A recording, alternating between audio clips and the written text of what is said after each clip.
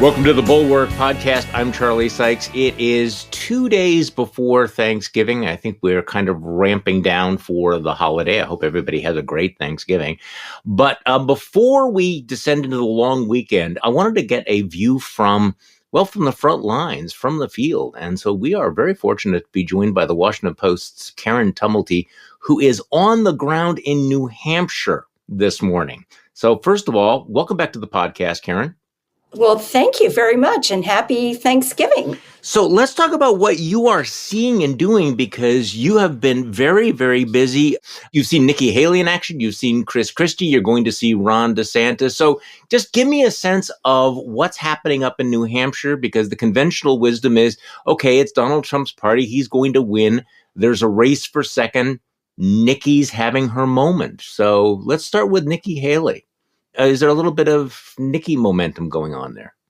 Yeah, I think there is. And, the other thing that I'm seeing here is a lot of very curious voters. And of course, in New Hampshire, you have not only the Republican base, but independents can vote in the primary. Mm-hmm. And there's no Democratic primary. So to the degree they vote, they're all going to be playing in the Republican primary. And there are just already, and this is a holiday week, a lot of people showing up to hear these people. But I think the single most interesting factor, the belle of the ball up here, is Governor Chris Sununu, who is appearing with all of these other candidates. And he, as you know, has broken with Trump. He is extremely popular up here, and he is making it pretty clear that he is going to endorse somebody, probably, certainly one of these three, and that when he does, he's going, as he put it with me yesterday, 110%. Now, you can say endorsements don't matter, and, as popular as he is, does it rub off on other people? But what he has is an incredibly deep and robust network. He's a 2-generation name up here. And, that really could, I think, potentially make a difference. Well, this is always the big question, is whether or not popularity is transferable. We have the Republican governor of Iowa that has endorsed Ron DeSantis, despite the fact that he's running double digits behind Donald Trump. Donald Trump's very, very unhappy about it. New Hampshire is just a different beast, though. I think we just ought to step back. And New Hampshire voters are just notoriously contrarian and independent, right? There's something distinctive about the New Hampshire primary. It's not just it's the first primary. It's not just this sort of, weird artifact of American democracy. So give me a sense of who these people are that are showing up and what they're looking for. Well, New Hampshire has a history in both parties of kind of whacking back at whoever wins Iowa. Yeah, right. They love to do that. They're sort of contrarian. And I do think that where in Iowa, you have a huge evangelical Christian base. Mm-hmm. Here, voters across the board, I think, tend to be a little more libertarian, a little more independent-minded.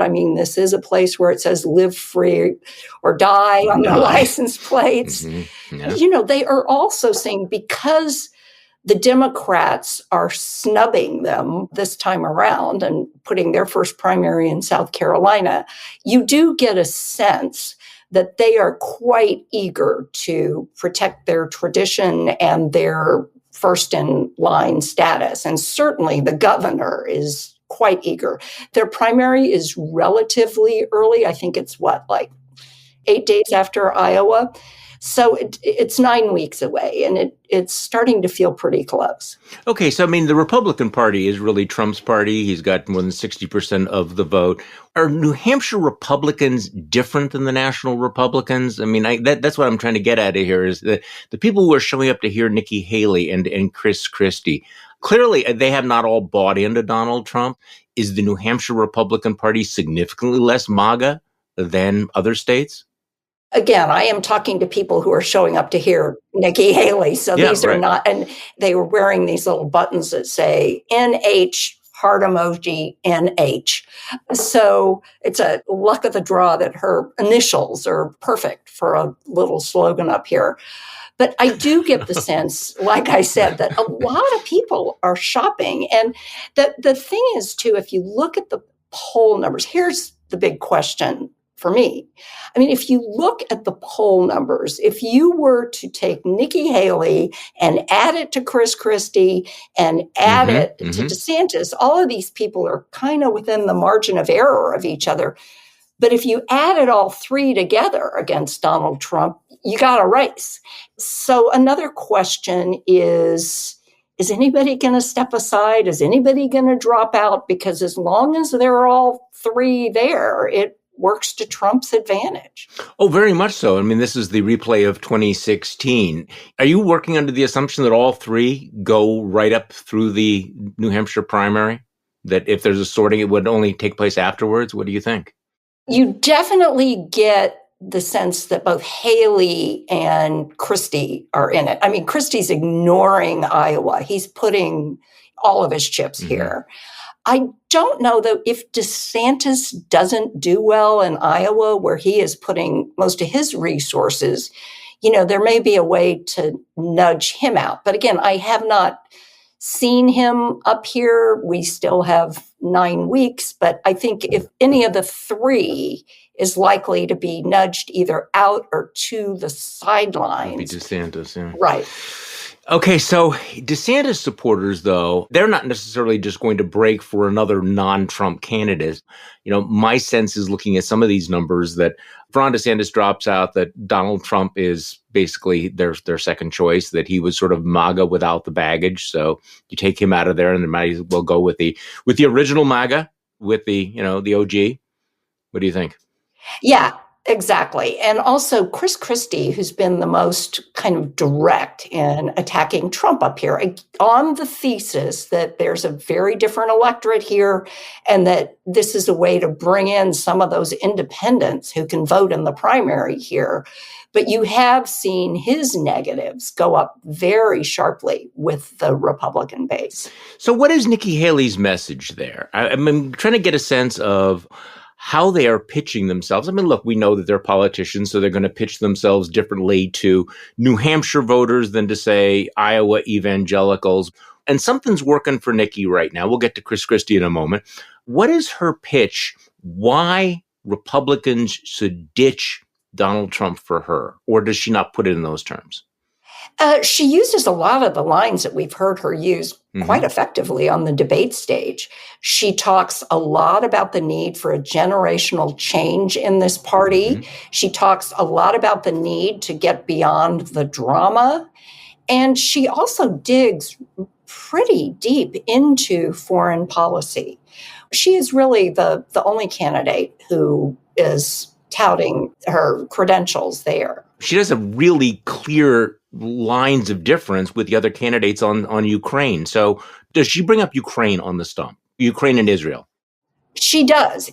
The way she portrays it is that this is a unified field, that what happens in Ukraine is going to affect what happens in the Middle East, and that's going to affect what happens in Taiwan.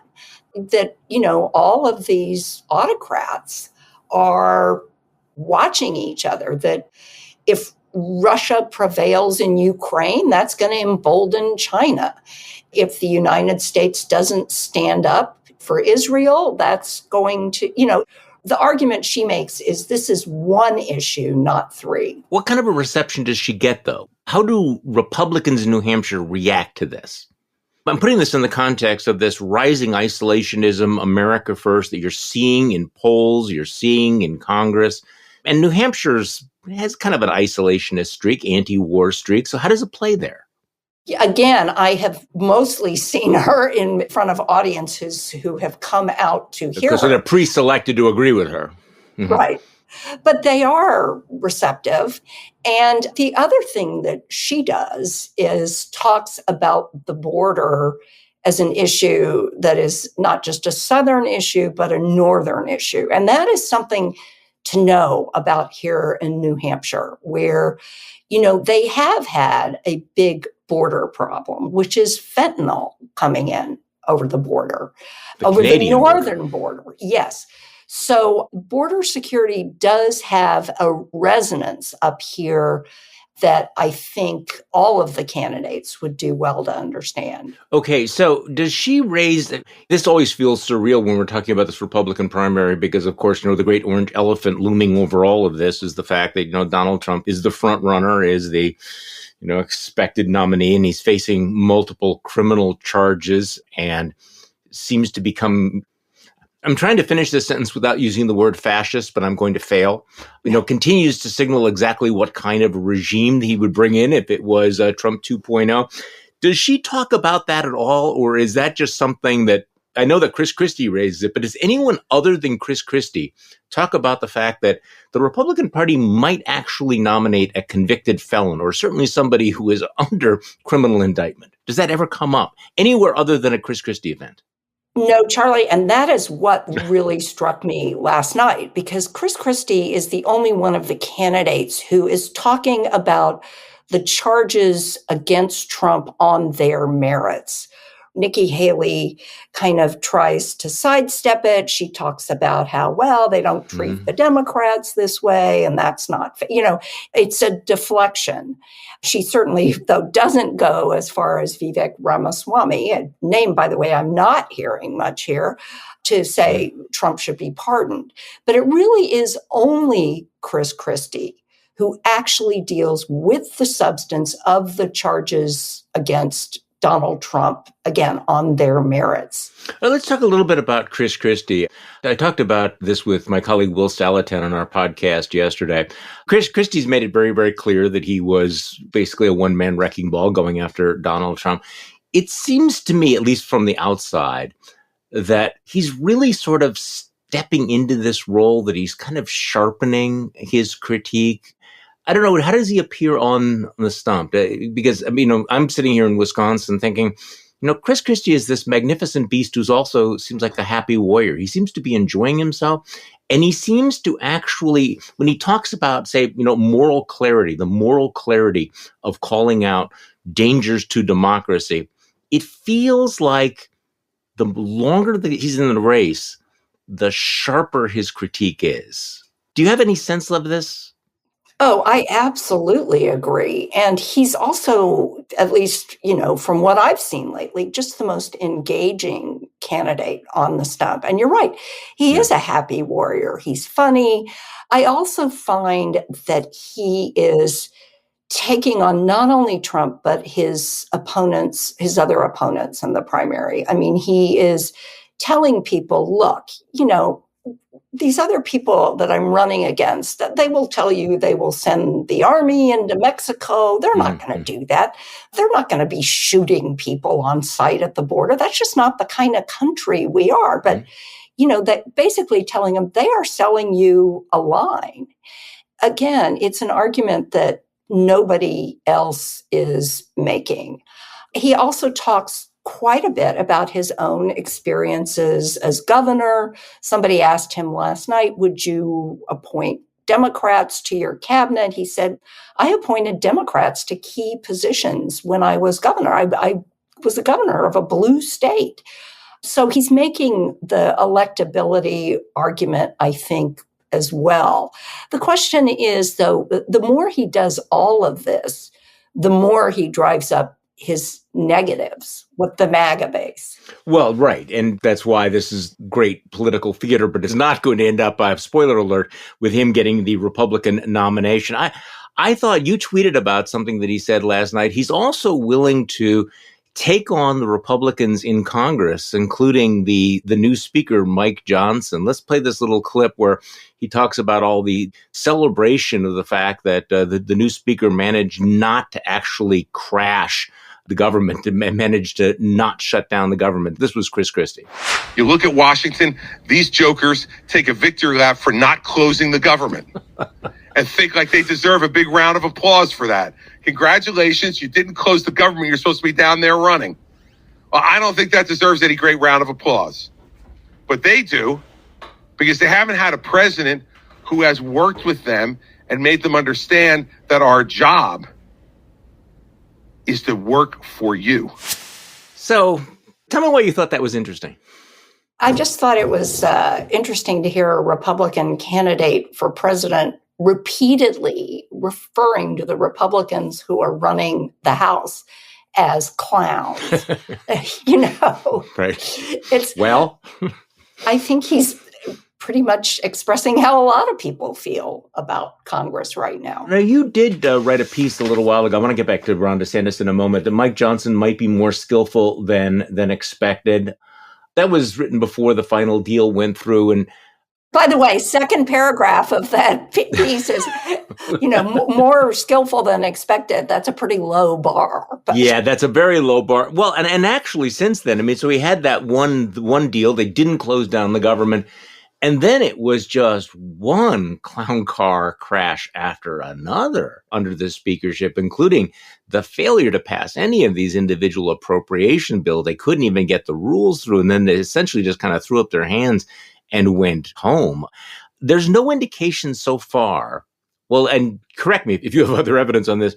Weirdly enough, and we live in these weird times, there's no indication that all of this chaos and dysfunction is actually costing Republicans in the polls.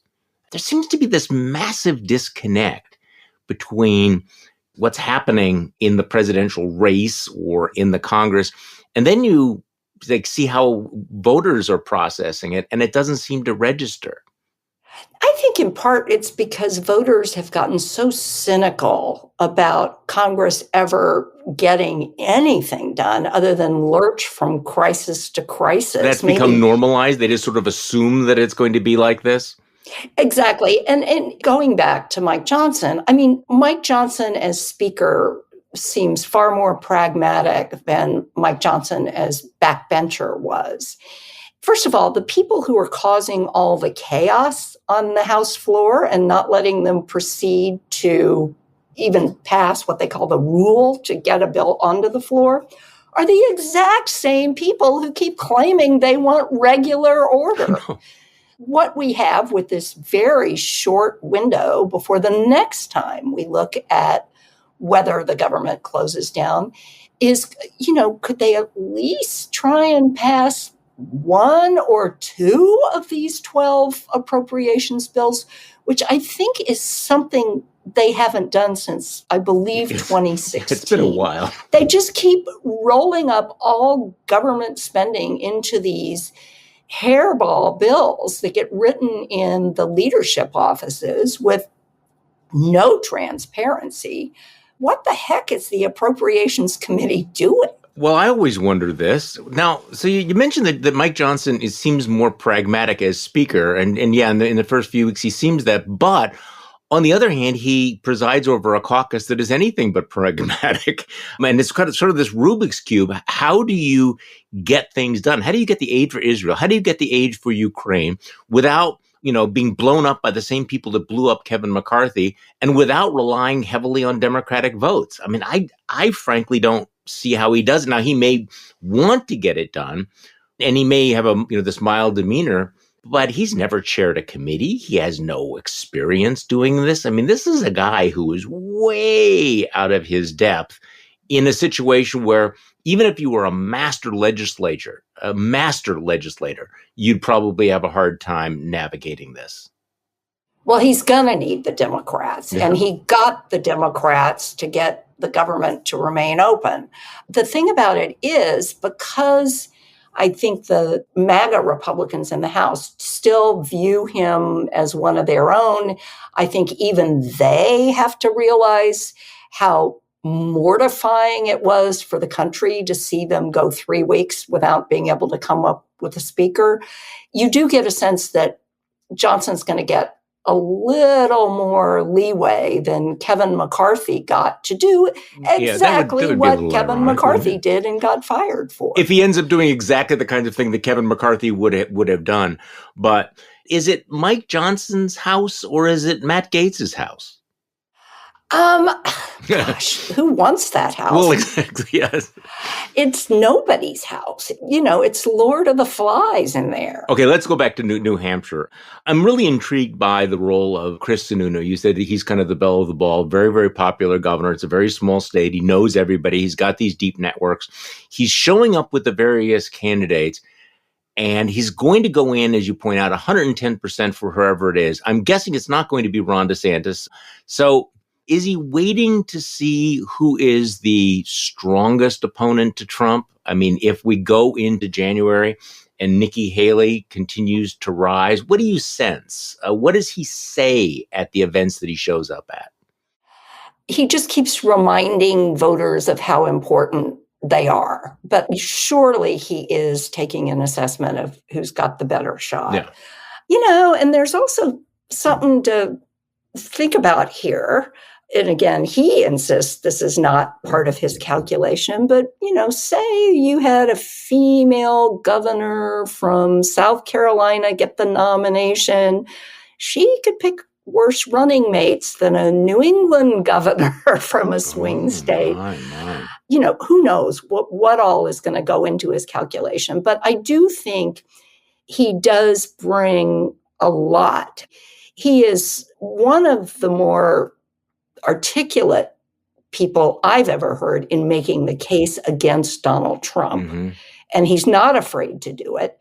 And you do have, as he was saying yesterday, a network where whoever he endorses, he can introduce them to every selectman and every school board member and, all the people that the Sununu network, going back 2 generations, has cultivated. We got to clarify that even though he's broken with Donald Trump and makes the case against Donald Trump, he is among those Republicans who has said that he will support the nominee. He tried to finesse that months ago by saying, well, I'll support the nominee, but it's not going to be Donald Trump, so I don't really have to make that statement. What does he say now?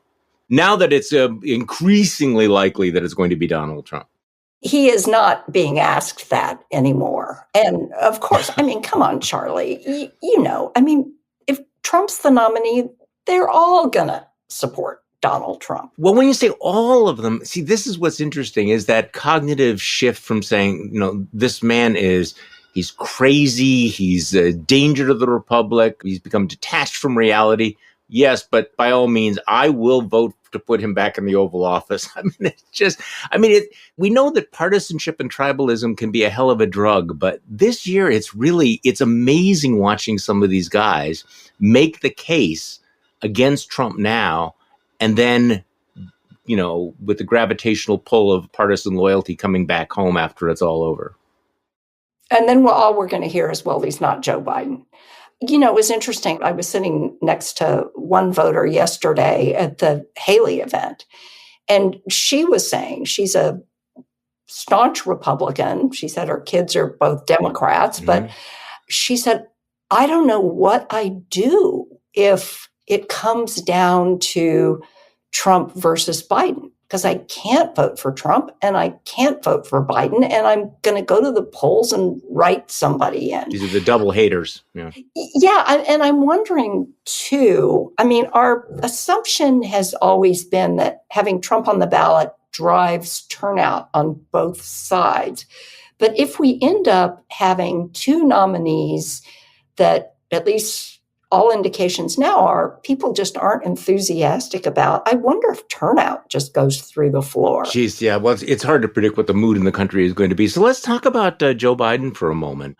It's going to be very, very hard to get even some of these anti-Trump Republicans to vote for Joe Biden. But we had another one of these panic polls this week showing that Donald Trump is actually leading Joe Biden, his approval ratings being down at pretty much historic lows. Give me your sense of what is Joe Biden's problem? Why is Joe Biden having such a hard time connecting with the American public? What do you think is going on here? I think, number one, if you're talking about why he personally is having trouble connecting, is age. Ronald Reagan had a supposed age issue. When he was nominated, he was 3 weeks short of his 70th birthday. When he was inaugurated, rather. I think personally, people are worried about his age. But I do think there's just kind of a sour mood in the country that, yes, there's economic growth. And yes, inflation has slowed down, but you go to the grocery store and everything still looks pretty expensive. Mm-hmm. And the world is outside our borders is looking like such a scary place. But I honestly think that polls this far out, and when you don't have an actual defined race, I genuinely don't think they are dispositive. Okay, because so many voters are still in denial about the fact that it's going to be Trump versus Biden? And also an election is a choice. Right. So if you ask people, what do you think of Joe Biden? It's one thing, but if you say, if you got to look at these two people and vote for one, I just think these numbers are just too close. And in most people's mind, an election that is a year away is still too theoretical. Does Joe Biden have a Jimmy Carter problem? Not like Jimmy Carter had a Jimmy Carter problem. I mean, there was that perception that he, people might not have disliked him, but that he was kind of perceived to be weak, did not bestride the world stage in a relatively forceful way. And then there was just the accumulation of reasons to be dissatisfied with what was going on in the world. There are presidents that connect with the American public. The American public says, I am with that guy. I trust him, even if I disagree with him. There seems to be a lack of connection. And I know that Democrats are immensely frustrated by this because they say, but look at all of the programs and policies he has put into place. They are all successful, or they say that they poll well. And yet, for some reason, this is not translating into support for Joe Biden, the person. But Jimmy Carter had so many specific crises going on at the same time. I mean, we had Americans being held hostage in the Iranian embassy, and Ted Koppel counting it down the number of days every night. We had lines at the gas pump. Well, we have hostages in Gaza. It still, I think, feels like a far off thing. Okay. And again, who knows how this plays out over the months. But And by the way, it's worth pointing out, when the Americans were first taken hostage in Iran, Carter's numbers went through the roof. Rallied around. People really rallied around him. And that basically killed Ted Kennedy's challenge of him in his primary challenge. But the fact that it dragged on was what really, I think, killed him. Well, and the fact that they had the 1-year anniversary right before the election. So speaking of Jimmy Carter, and I'm sorry to bring him in sort of a negative way, you wrote a wonderful appreciation for Rosalynn Carter. So let's talk a little bit about the former First Lady and what she represented. Because you opened your column by noting that the former First Lady, who died on Sunday, wore the same gown to her husband's presidential inaugural balls in 1977 that she wore to his gubernatorial inauguration. This was a gown that was actually bought off the rack in Georgia. That still seems kind of refreshing. And in the context of the times, it was kind of a moment of like someone who was like us. So talk to me a little bit about her, because you've written a fantastic book about Nancy Reagan. Rosalynn Carter, very, very different First Lady. Yes, and this decision of hers to wear the same dress that she had worn 6 years before and had worn at least once in between was, believe it or not, criticized at the time. I know. How dare she? Yeah, the New York Times was kind of sniffy about it, right? Mutters were heard from members of the fashion industry who felt a First Lady could ill afford such a sentimental gesture. But, part of it spoke to her humility and her frugality. I mean, this is a First Lady who had let us know that she was bringing her sewing machine to the White House. But I think, too, it was a signal to the country that Rosalynn Carter did not intend to be just an ornament on her husband's presidency. And certainly we have seen that many of the First Ladies in history, and especially First Ladies in modern history, were in fact highly influential in their husband's presidency. But the deal was, you weren't supposed to let the world know that you were influential. So they would all, with the, possible exception of Eleanor Roosevelt would just sort of pretend, as was it Bess Truman or Mamie Eisenhower who said, my husband runs the country and I flip the lamb chops. I mean, but Rosalynn Carter made no pretense, nor did her husband. It was considered a radical act when she showed up at cabinet meetings and sat there quietly taking notes. And she was really frustrated by some of the reactions she would get from breaking against those stereotypes, even in the 1970s when, second wave feminism was in its bloom. And I thought it was interesting that it was her predecessor, Betty Ford, who gave her a piece of advice that she really took to heart. She said, look, you're going to get criticized no matter what you do. So you might as well do what you want to do. That sounds very Barbara Bush. She wrote in her autobiography that Jimmy and I had always worked side by side. It's a tradition in Southern families and one that is not seen in any way demeaning to the man. I also think there was not a very subtle implication that cabinet meetings were no place for a wife. I was supposed to take care of the house, period. And she knew that this would raise eyebrows, that she would show up at the cabinet meetings. But you also point out she challenged traditional constraints that had been put on other first ladies and maybe making it easier for people like Hillary Clinton. She traveled abroad. She met heads of state on matters of actual substance, right? I mean, as you reminded us, she also would interrupt her husband at White House dinners to explain something more clearly than he was doing, which is pretty remarkable when you think about that. And I really do think that the first ladies who have come since really owe her a great debt for, kind of clearing a path that gave all of them a lot more ability to kind of decide for themselves. Because First Lady is such a tough, it's a role that comes with so many expectations, but, no job description. I mean, each of them has had to make this role their own. And also each of them, as they find themselves in their own moment in history, as a partner to someone whose weaknesses and strengths they understand like no one else does. I do think Rosalynn Carter made it easier for those who came after her. You also pointed out, though, that her instincts were not always perfect. I mean, she kept a very, very close eye on politics. She was very much a political creature, but she was the one who urged Jimmy to shake up his cabinet and to give that famous crisis of confidence address to the nation, which is often called the malaise speech, even though he didn't use the word malaise. That's what I was actually thinking of before, that sort of that sense of Jimmy Carter, the malaise speech in some ways defined him in a way that I don't think that he intended, or maybe was completely unfair. But that was her idea? She was very much on board and pushing him to do this. Now, would he have done it without her influence? Who knows? I mean, but the other thing is, and I found this as I was researching my own book, the wives often carry the scars, even in a way their husbands don't. Yeah. And when Jimmy Carter lost in 1980, someone said to him, you don't seem all that bitter. And she says, because I'm bitter enough for both of us. Which is really interesting, because when I read that, I was thinking, boy, that's really not the persona that you think of. But it is true that I think one of the hardest things in politics is to be the spouse of the candidate or the official, because you're taking all the arrows, but you don't always have the ability to fire back in the same kind of way.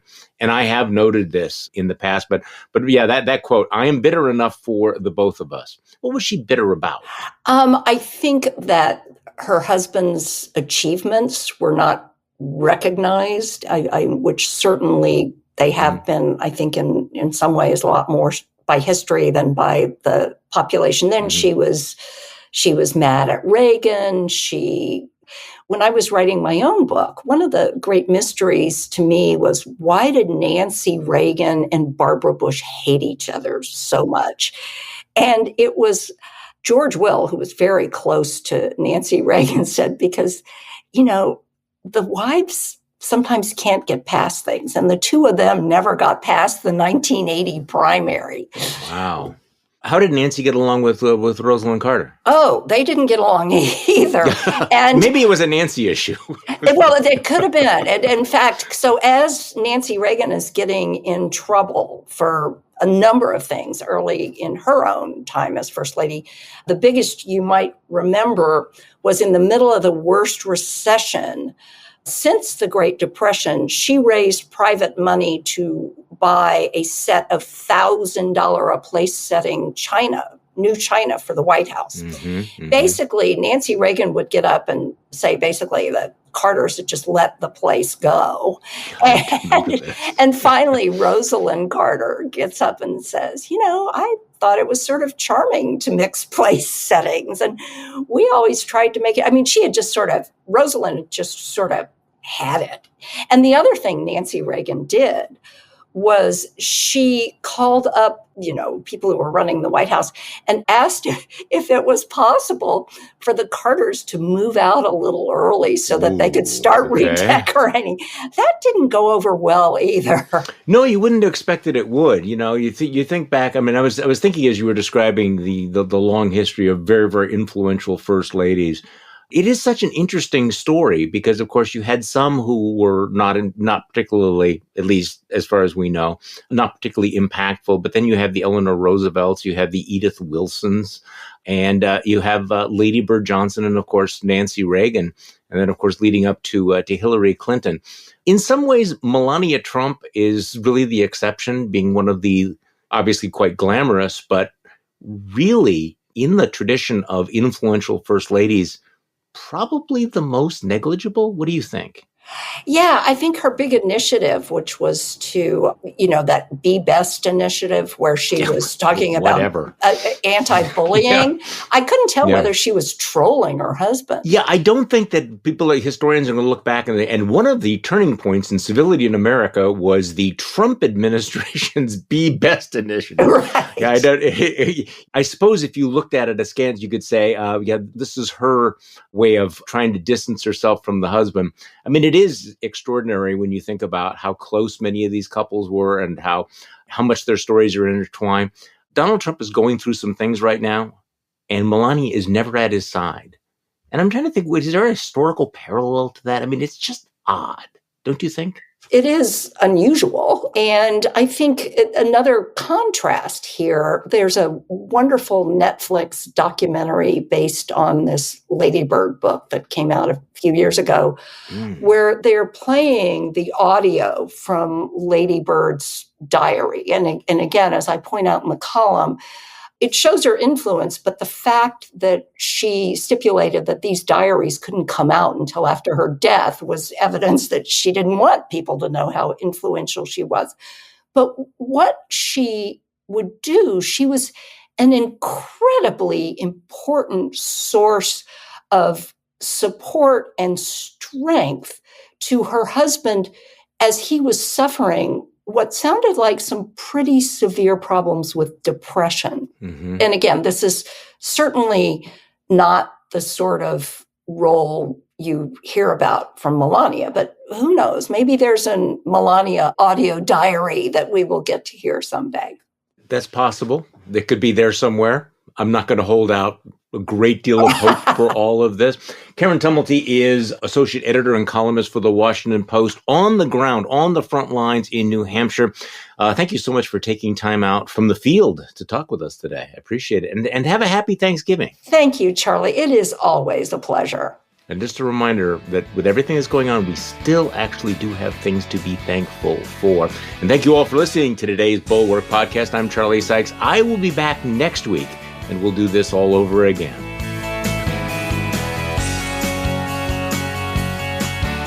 The Bulwark podcast is produced by Katie Cooper and engineered and edited by Jason Brown.